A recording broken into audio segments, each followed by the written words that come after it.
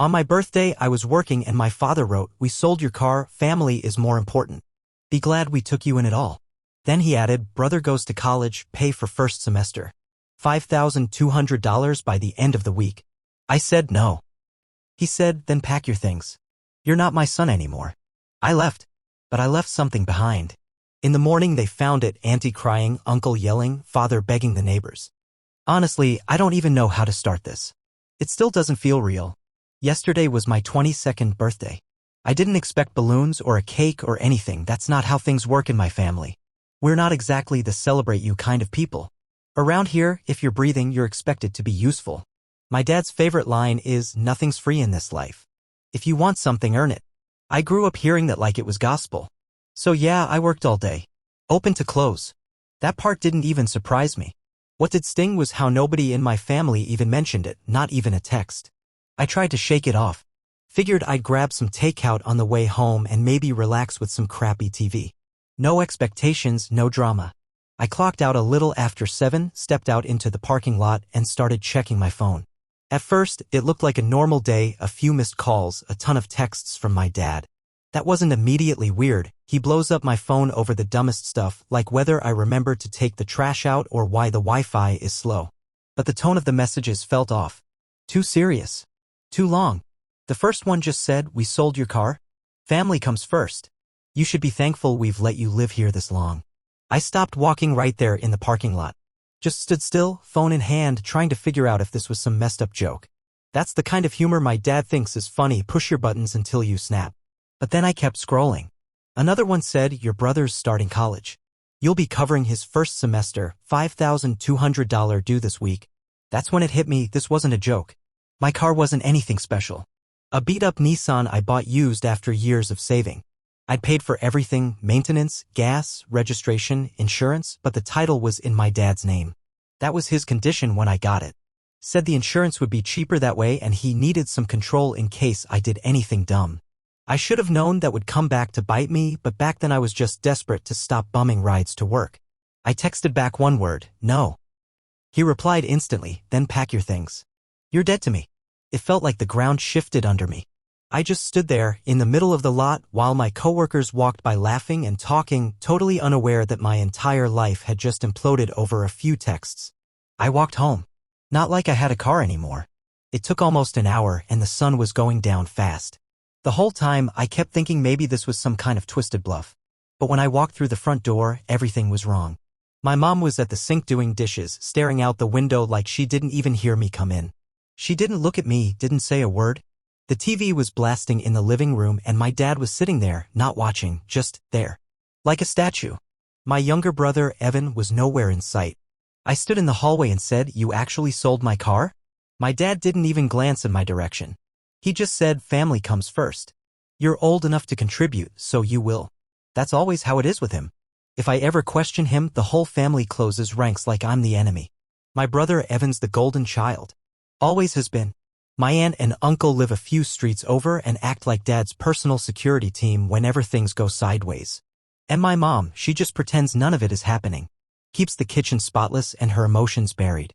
Finally, she muttered, "Your brother needs this. Don't be selfish." That hit hard. Selfish? I've been the one fixing their phones, sorting out bills when my dad forgot, setting up their new router when the old one crapped out. I ran errands, helped with paperwork, even handled the online listings for my dad's little side hustle flipping electronics. But none of that mattered. Because the moment I didn't fall in line, I was disposable. I didn't argue. I didn't cry. I just walked to my room and started packing. I've been through this before, not this extreme, but close. Like when Evan broke my laptop after borrowing it for school and I said he needed to take responsibility. My dad gave me the silent treatment for weeks. Wouldn't speak to me directly, just sent messages through my mom. It was exhausting. I don't have a lot, clothes, a couple pieces of gear, some stuff I've had since high school. I could hear my dad in the other room talking on the phone. Probably to my uncle. Saying I was being dramatic and disrespectful. That I needed to be taught a lesson. I called my friend Jonah and asked if I could crash with him for a bit. He didn't even hesitate, just said, "Yeah, of course. Come over." So I crammed everything I could into 2 duffel bags and a backpack.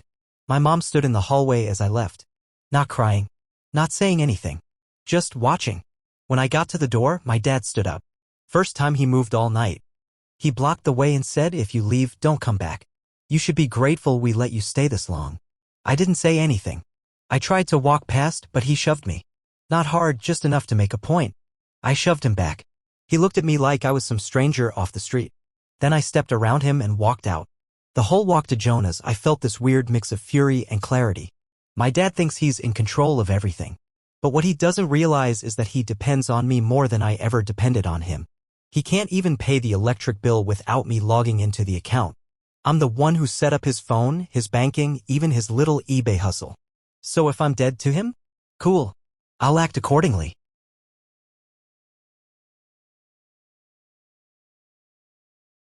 I crashed on Jonah's couch that night. His apartment's small, barely enough space for 2 people, and his cat kept climbing onto my chest every couple of hours like it was checking if I was still breathing. I didn't sleep. Not from discomfort, I was too wired. My phone wouldn't stop buzzing. Group chats lighting up, missed calls from my mom, texts from Evan, and, of course, the usual walls of messages from my dad. I didn't open a single one. Not yet. I wanted to wait, not out of spite, but to see when they'd actually notice what I'd done. See, what no one in my family really acknowledged, even though they used it constantly, was how much of their world I was managing behind the scenes. Tech stuff mostly. Bills. Accounts. Passwords. I'd slowly become the guy who kept things running, even though no one gave a damn unless something stopped working. So, after I left, I started shutting it all down. Not out of revenge, not exactly. It just felt like the logical thing to do. If I was dead to them, why should I keep paying their Netflix bill? Or making sure the water got paid? Or handling my dad's side business on my phone? I started with the simple stuff. Logged into every account that had my name on it. Transferred out what was mine, nothing more. Removed my info from every autopay, electric, water, internet, even the Spotify account my brother used like it was his. I deleted saved cards, changed passwords, logged out of all devices. Then I went deeper. My dad's online marketplace account? I created and ran that thing. Wrote the descriptions, scheduled pickups, dealt with buyers. I didn't delete it, that'd be petty, but I removed my login, disconnected my email, wiped my saved notes. Left it clean, but hollow. Last thing I did was leave behind a little file on my old laptop. A folder tucked away in the downloads directory labeled tax docs. Inside was everything, screenshots of every bill I paid over the last year, messages where my dad asked me to use my name just to get it done faster, and even a simple spreadsheet summarizing the total. I included a letter too. Nothing dramatic, just a breakdown of what I did, what I stopped doing, and why. I didn't expect them to find it right away. But I knew my mom liked to clean when she was stressed. She'd get to it eventually. That morning, I saw the first sign they were scrambling. My cousin Maya posted in the family group asking if anyone could help her mom get the Wi-Fi working again. Normally, I'd be the one who showed up, fixed it in 5 minutes, and left without getting thanked. This time, I just watched the chat blow up with tags, "Can Nate help?" "Where's Nate?" I didn't respond. A few hours later, Evan finally texted. He said, "Dad's freaking out. The money's not where it's supposed to be." Didn't need more detail than that. My dad never handled any of the household bills himself. He didn't even know how to log into the bank. He'd just hand me his phone and grunt, "Pay the stuff." So I did. Now, with all my info gone, nothing was getting paid. And the due dates weren't going to wait for him to figure it out. That afternoon, I got a DM from my aunt, the one who never talks to me unless she needs something. She said, "Your dad says you stole from the family. That you sabotaged everything." I didn't argue. I just sent her a screenshot of the electric bill from last month with my name on it and the payment confirmation. I didn't hear back. Jonah and I were eating cold leftover pizza when my phone buzzed again. A new notification, Facebook Marketplace. My dad had reposted his speaker listings with my number still attached. Apparently, he didn't know how to change the contact info. Buyers started messaging me within the hour asking if the speakers were still available. I replied politely, "Try reaching out to the seller directly. That number's no longer in use." I know it seems petty, but honestly, that's not even the part that felt satisfying. The real moment was when I removed my login from the spreadsheet he used to track pickups and payments. Suddenly, he had no idea who was supposed to come to the house, when they were arriving, what had been paid for, or what still needed to be listed. It wasn't revenge. It was freedom. By late afternoon, Evan was texting like crazy. At first, he was pissed. "You left us in a mess." Then it turned into begging. "Dad's blaming me. He says the college payment's my problem now." I didn't sugarcoat it. I told him the truth. "You didn't want to go this semester. He made the decision for you. He took a while to reply. Then said, yeah. I didn't. He didn't even ask me. I told him he needed to talk to Dad, not me. I wasn't the one pulling strings anymore. That evening, I picked up a call from Aunt Karen. She was furious, voice raised, calling me ungrateful, selfish, dramatic. Said I was destroying the family. I asked her one question: how many of the bills were in your brother's name this year? How many hours did he spend fixing your Wi-Fi at 10 p.m. because the kids wanted to watch Disney+? She went quiet, then hung up. Later that night, Jonah and I were driving back from picking up takeout and we passed my old house. Uncle Rick's truck was in the driveway. That was never a good sign. He was Dad's go-to backup when he wanted to handle things. They were both outside, mid-argument, yelling like no one could hear them. My mom was standing on the porch, arms folded, staring at her phone like she'd rather be anywhere else. She wasn't crying. She looked done.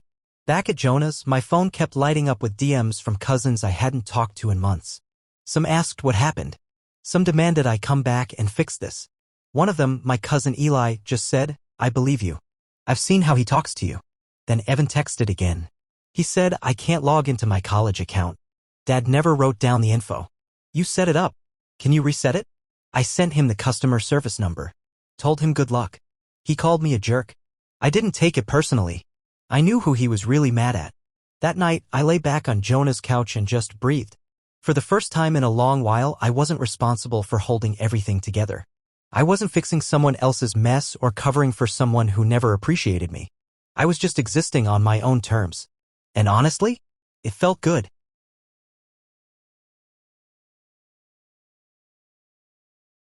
I thought I'd bought myself a little peace. After the chaos of walking out, canceling the accounts, and watching the first wave of panic ripple through my family, I figured it might taper off. That maybe, once they realized I was serious, they'd stop trying to pull me back in. I was wrong. The next morning, Jonah walked into the living room holding my phone. Dude, he said, your family is blowing up my messenger now. They're trying to reach you through me. I took the phone. Missed calls from my dad, 2 from Aunt Karen, 1 from Uncle Rick, a dozen unread messages from my mom. I hesitated for a second before answering one, the one from my mom, thinking maybe she'd finally try to speak to me like a person. Instead, I got the same script. Why are you doing this to us? She started, her voice already tight. Your brother's future is at stake. You're tearing the family apart. I didn't yell, didn't get defensive. I just said, Dad sold my car and told me I was dead to him, so I left. She went quiet for a beat, then hung up. I heard the slam of a door before the call even disconnected. A few minutes later, Evan texted me. Dad's completely lost it. He's blaming me now, says I need to fix the college account or he's pulling me out. I asked him, did you even want to go to college this semester? He took longer this time. And when the reply came, it was simple, not really. Dad said it was an investment. I told him, you're not an investment. You're a person. He left me on read. I leaned back into the couch, eating stale chips while some random YouTube video played in the background, waiting for the next fire to start. And right on cue, I got a message from an old family friend, Mrs. Elkins. The kind of person who shows up at every barbecue with potato salad and stories about the good old days. She asked, is everything okay at home? Your dad's been calling around asking if anyone can help with the water bill. Said he can't get into his account. I kept it simple. I moved out. He's handling it now. She just sent a thumbs up emoji and never replied again. Later that day, I saw something that made me laugh. Not out of humor, but pure disbelief. My dad had posted a long public rant on Facebook. Full on. Kids these days don't respect anything energy. It was like reading a middle schooler's journal entry with all caps words and vague threats about entitled leeches and how sacrifice builds character. He tagged Aunt Karen and Uncle Rick in it. Of course they commented, we're here for you. You're doing the right thing. Family first. The usual choir of enablers. But then, in the comments, my cousin Marissa dropped a grenade. She asked, what happened to Nate's car? No one responded. Dead silence. The whole thread went cold after that. Later that afternoon, Jonah and I were sitting on the porch when a truck pulled up outside, Rick's. I already knew it wasn't going to be a friendly visit. He walked up the steps like he owned the place and banged on the door. Jonah answered. "He's here," he said, looking at me. "But maybe think before you start yelling." Rick didn't even say hello. He looked at me and said, "You need to fix this. Your dad can't pay the bills, your brother's in trouble, and we're all trying to help. You're being selfish." I didn't raise my voice. I just looked him in the eye and said, "I was never treated like family unless something needed fixing or funding. I'm not going back." That's when he stepped forward and shoved me. Not a punch. Just enough to try and reassert control. Jonah stepped between us and said, "Back off, man." Rick glared and muttered, "You're just like your dad, always causing problems." I shot back, "Maybe ask yourself why people leave when you treat them like tools instead of people." He turned bright red, muttered something about ungrateful kids, and stormed off, slamming the gate behind him. That night, my phone went off nonstop. Not just from the usual suspects. Now I was getting messages from relatives I hadn't spoken to in years. Some of them asked me point blank, "Did you steal from your dad?" Others tried the guilt angle. Family always comes back together. Be the bigger person. I responded once to my Aunt Lisa. She asked, "Is it true you drained your dad's bank account?" I sent her a screenshot of the bill payments I'd made from my own account, with my name and confirmation numbers. I didn't hear from her again. Then, Evan showed up. He rolled up on his bike, sweat dripping, looking completely drained. I let him in, handed him some water, and we just sat in silence for a while.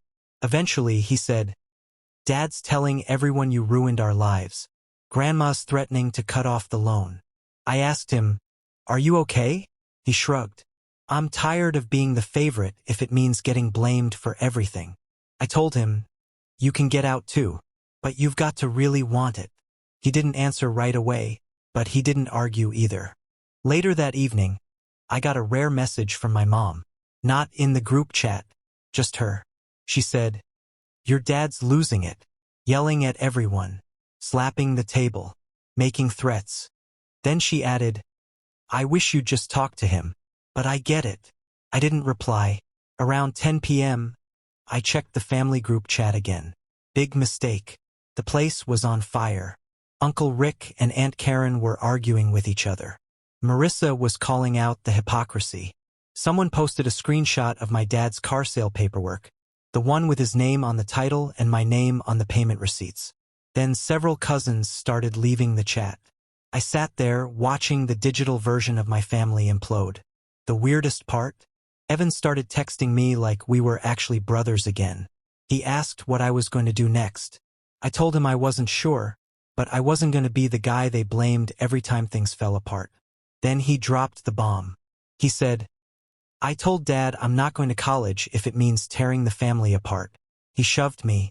Then he went outside and started yelling at the neighbors. Apparently, my mom tried to intervene and got shoved too. Aunt Karen broke down crying. Rick yelled back at my dad. Said he needed help. That he was out of control. Evan said he was thinking about moving in with a friend. I told him he could crash at Jonah's if he had no other option. Jonah just nodded. He's got space on the floor. And I've got more pizza. And for the first time in years, I felt like I was actually doing something right. Not just for me, for Evan too. I didn't fix their mess. I just stopped pretending it wasn't there.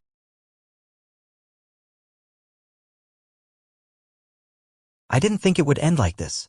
I figured things might eventually blow over. Maybe they'd just rewrite the story in their heads, paint me as the villain, and move on.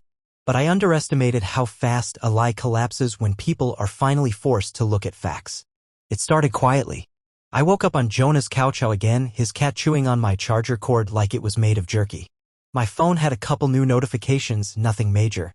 Some texts from extended family I wasn't close with. One from my cousin Monica just asking if I was going to the next family dinner. As if I hadn't detonated a bomb in the middle of our entire household 2 days earlier. Then it hit. Mid-morning, my Aunt Karen started flooding my phone. Not texts, paragraphs. All caps, emotional whiplash. How could you do this? You've ruined everything. After all your dad did for you. That's when I knew they found it, the folder I left behind on my old laptop. To backtrack, before I walked out, I created a folder titled Tax Docs and buried it in a random corner of my Downloads folder. Inside, I saved everything: receipts, screenshots of bill payments, messages from my dad asking me to use my name for accounts, transfer confirmations, even old chat logs where he dictated things like, "Just pay it and I'll get you back later." He never did. I also wrote a short letter. Not dramatic. Just factual. It listed what I'd handled: power, internet, water, Netflix, some of his side hustle payouts, and more. I even included a simple breakdown of how much money passed through my account in a year, most of which went to keeping that house running. And I added a note at the end. If you really think I was useless, try doing it without me. Apparently, someone, probably my mom, did one of her stress cleaning binges and found it. Jonah's kitchen window faces the street, and that afternoon, we watched Rick's truck pull up to my parents' house. We couldn't hear anything at first, but 5 minutes later, the shouting started. Not regular arguing, screaming. My dad, my Aunt Karen, Rick, all yelling at once. At one point, we saw Karen storm out, slam the screen door so hard it bounced back open, and sit on the porch crying into her hands. Rick came out a few minutes later, slapped his palm against his truck, then stomped back inside. My dad came out holding his phone, pacing across the front yard like he was auditioning for a meltdown. I could hear his voice from 2 houses down, ranting about betrayal, about how everyone's turning against me, about how it's all lies. He even called out to one of the neighbors asking if she'd seen me around. Like I was hiding in the bushes or something. She gave him a polite shrug and kept walking her dog in the opposite direction. Then I got a text. From my mom. "I read your letter. I wish you'd told me sooner." She followed it with, "Your dad is furious. Rick's threatening to cut him off if he doesn't change. Karen is sobbing. And now your dad's out here asking the neighbors for help because the power's off and the water bill's overdue." I didn't respond. A few minutes later, Evan called. Which is wild because Evan almost never calls, he's a text everything type. He sounded calmer, weirdly. "It's chaos here," he said. "Dad's blaming everybody. Rick's threatening to pull the plug on the business loan. Aunt Karen's crying in the kitchen.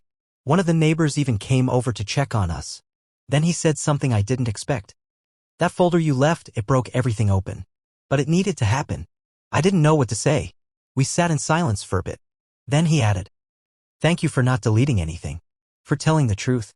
I got a message from my grandma that evening. That one shook me a little. I saw the documents," she wrote. "Your father and I will be having a conversation." That's all she said. But if you know my grandma, you know how serious that is. Around 7 p.m., things got even messier. My dad tried to defend himself in the family group chat. He dropped a long, dramatic message about how I'd manipulated everyone, made myself look like a martyr, and tried to destroy the family. But the damage was already done. Screenshots were circulating, proof of payments, account ownerships, my name on utility bills. Even a copy of the car title. Everyone was doing the math now. And they weren't buying his excuses. Cousin Monica asked flat out, "If you're so innocent, show us the bills. Show us where the money went." My dad just kept repeating, "Family comes first." Yeah, that line didn't work anymore. Even Jonah's mom came into the kitchen and casually said, "Your dad's making a scene again. He's out front asking neighbors for help with the water bill. You want me to call someone?" I shook my head. "He'll tire himself out." Evan texted later that night. "I'm done. I think I'm gonna stay at Derek's place for a bit. Can you give me a ride?" I told him to meet me at the corner.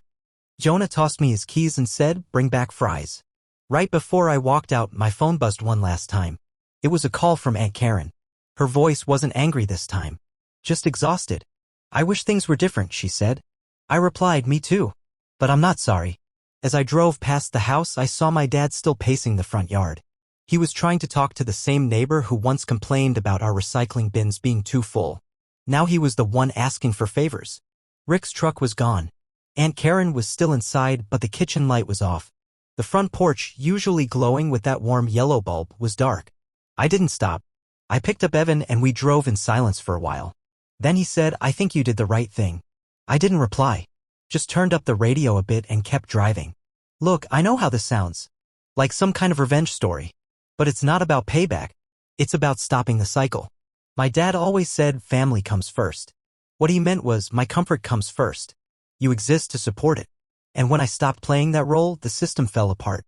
Not because I ruined it, but because it was never built on anything real to begin with. So here's the lesson if anyone needs it. If people only see your value when you're doing something for them, you were never family. You were just a function. Let them fix their own mess for once.